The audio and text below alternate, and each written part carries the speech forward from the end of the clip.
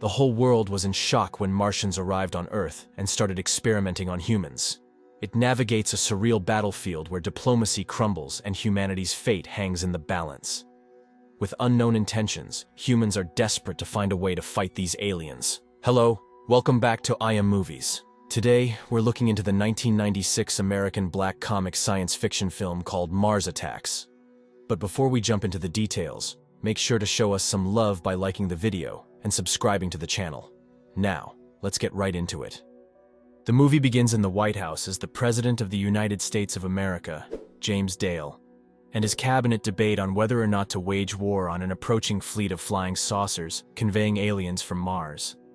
On one hand, Jerry, the president's media aide, suggests they air the news of the aliens to the people. But on the other hand, Army General Decker suggests keeping the news of the aliens top secret and attacking them with nuclear weapons as soon as possible. Meanwhile, Army General Casey is indifferent about the situation, stating that they don't know if the aliens are hostile or not, prompting the president to ask his scientific advisor, Professor Donald Kessler, what he thinks about the aliens.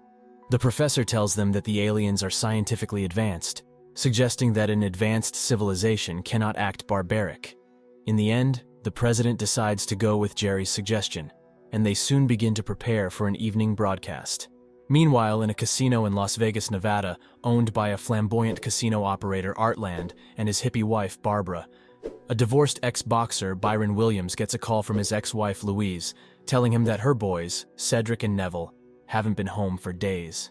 Byron calms Louise down and tells her that he'll visit them in Washington, D.C. soon. Later that day, the president goes live to announce the arrival of the aliens, and it gets televised on all TV stations. The next day, talk show host Natalie Lake gets a call from the White House to interview Professor Kessler about his knowledge of the Martians. Meanwhile, in Perkinsville, Kansas, a donut shop employee, Richie Norris, who lives in a trailer with his family, learns that his older brother, Billy Glenn, a private in the U.S. Army, is planning to volunteer to be part of the soldiers appointed to Martian detail. At the same time, Natalie interviews Professor Kessler about the Martians and the possibility of their friendliness. However, the interview gets unexpectedly interrupted by a broadcast from the Martian leader, but no one can tell what he is saying. Moments later, Professor Kessler and his fellow scientists begin to analyze the anatomy of the Martians, and they soon conclude that they are a peaceful species, unlike the human race. Afterward, he calls up a doctor who then showcases a translating computer he's been working on. Then, they use the computer to translate the Martian leader's earlier broadcast, but they can't seem to make sense of its words. The next day, Billy Glenn's family bids him farewell as he heads to the army base in preparation to meet the Martians. Shortly after that, his younger brother Richie Norris is instructed to take his grandma to the elderly home, since he is seen as a good-for-nothing child, unlike his brother. Richie drives his grandma to the elderly home and makes sure she's comfortable. The next day, as citizens of the United States of America prepare to meet the Martian leader outside Pahrump, Nevada, President Dale appoints General Casey to meet and welcome them. Soon, the United States Army began to move into positions with their tanks, helicopters, and a standing army in case of any mishap as they prepared to welcome the Martian ambassador.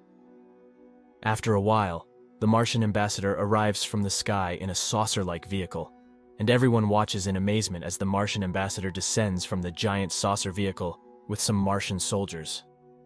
Soon after, General Casey goes to give the Martian ambassador a handshake, but the alien doesn't understand what it means. While waiting for the doctor to fix the translation, General Casey decides to try using signs to communicate, but it doesn't get any better. Soon after, the translator computer comes up, and the Martian ambassador introduces himself to General Casey, who in turn welcomes them to the United States of America. The Martian ambassador states that they have come in peace. With this, everyone begins to celebrate, knowing that aliens have not come for war. However, a hippie in the crowd decides to release a white dove into the air to celebrate the Martian declaration of peace. But as soon as the Martian ambassador spots the bird, he shoots it down with his laser gun, prompting the Martian soldiers to turn on the crowd and immediately begin to attack them, killing General Casey on the spot. The American soldiers immediately begin to fight back, but their weapons are no match for the Martians. The Martian laser gun destroys everything it touches, and the Martians end up killing Billy Glenn.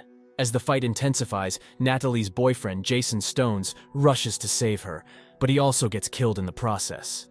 Shortly after that, the Martians abduct Natalie and her pet chihuahua, Poppy.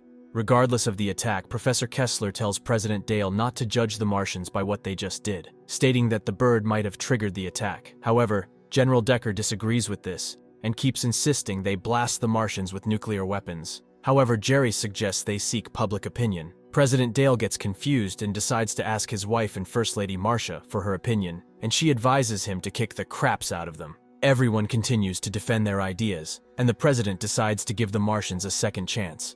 Later that night, President Dale sends a broadcast message to the Martians, stating that the attack that happened earlier must have been a misunderstanding, and the Martians have nothing to fear. The message reaches the Martian spaceship, and the Martian leader receives it in the form of a recorded tape. However, as soon as he receives it from the ambassador, they discard it and begin to laugh. Meanwhile, Professor Kessler and some other scientists begin to study the biological makeup of the Martian bodies, and they soon realize that their heads are only filled with greenish glands. On the other hand, the Martians experiment with human life as they switch Natalie's head with poppies.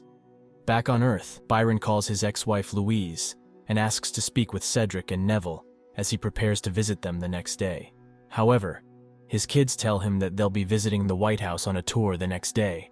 Later that night, Professor Dale and Jerry receive a message from the Martians and present it to President Dale. The message is an apology from the Martian leader to the President of the United States of America. However, the Martians also ask to speak with Congress, and President Dale celebrates it as an achievement for his administration. With this, President Dale gathers all members of Congress in the White House as they wait for the Martian ambassador to arrive. The cops are made to hold up signs about acts that could trigger the Martians. However, President Dale is not allowed to attend the meeting, as the Secret Service avoids risking the legislative and executive branches being in the same room at the same time. Shortly after, the Martian ambassador arrives to address the members of Congress, but as soon as he steps on stage, he begins to attack the members of Congress, and everyone watches in shock. Professor Kessler tries to convince the Martian ambassador to stop, but they abduct him instead. As the Martians leave, the US Army begins to shoot at their spaceship, but their bullets seem useless against it. Immediately after this, President Dale calls an emergency meeting with his top generals.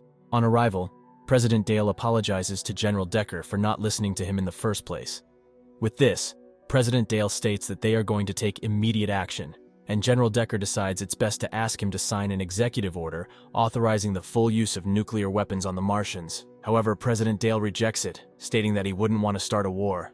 Shortly after, President Dale goes on air to address American citizens on the recent attack by the Martians, stating that he will be conferring with other world leaders as time goes on.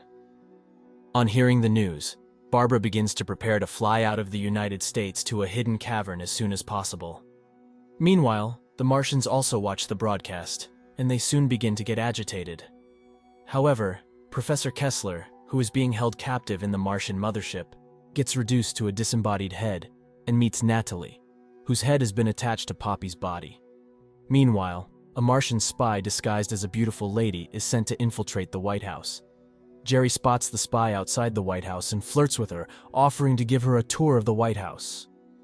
Even though the spy is not saying anything, Jerry insists on taking her in with him. The spy gains access to secret parts of the White House, and the Martians watch everything through a camera on her ring. After trying to seduce the spy, Jerry notices she's been chewing gum and decides to remove it, but his finger gets chopped off. With this, Jerry tries to call for backup, and the spy knocks him out. Shortly after, the spy enters the presidential bedroom and attempts to kill President Dale, but his guard dog quickly alerts him. With this, the Secret Service arrives to defend President Dale, but the Martian spy takes him hostage. The Secret Service manages to take down the spy, saving the president. Seeing this, the Martian leader declares war, and they immediately begin to prepare for a full invasion as they move all their spaceships to Earth. The Martians arrive on Earth and soon begin to destroy everything they come across. Meanwhile, Byron's kids are taking a tour of the White House alongside other kids when they begin to hear strange sounds approaching the building. Shortly after, they realize that the building is now under attack as the Martians kill their tour guide. At this time, the Secret Service keeps trying to protect President Dale from the attack, but they soon lose his wife Marcia to a falling chandelier. Cedric and Neville also join the Secret Service to fight the Martians, using Martian laser guns to fight back. During this chaos, Artland gets crushed to death by a giant globe sculpture while speaking to a group of foreign investors in his new casino. Hours later, Byron gets a call from his ex-wife Louise, telling him the situation of things.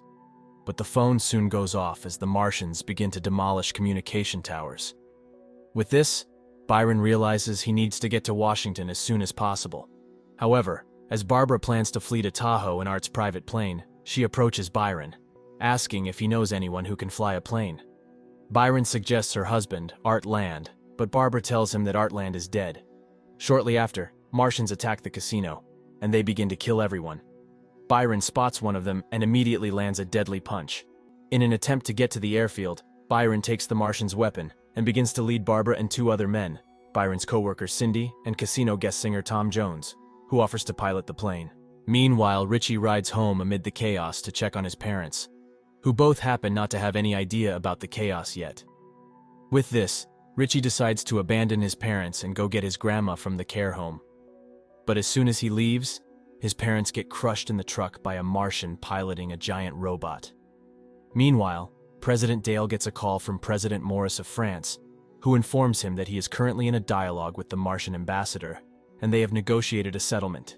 However, before President Dale could warn President Maurice of the impending danger, the Martians had already begun their attack, killing all members of the French cabinet. After a while, President Dale passes out, but General Decker jogs his memory and asks him to sign the executive order to authorize the full use of nuclear weapons, and he signs it. Soon, General Decker launches one of the United States nuclear warheads toward the Martian spaceships, and President Dale watches in shock as the Martians counter-launch a small balloon-like weapon that sucks up the nuclear explosion in a second. After this, the balloon flies back into the hands of the Martian leader. The Martian leader inhales it and immediately begins to laugh.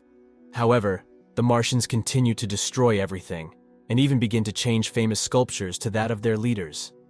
Meanwhile, as Richie goes to save his grandma, the giant robot chases after him, but it soon gets destroyed after getting entangled by electric power lines. Richie finally arrives at the retirement home and realizes that his grandma, who is listening to music, is about to be killed by Martians. Richie calls out to his grandma, but as soon as she turns, her headphone plug pulls out, causing the Martian soldier's brain to begin to explode due to the loud music. The Martian leader and his soldiers eventually breach President Dale's secure bunker.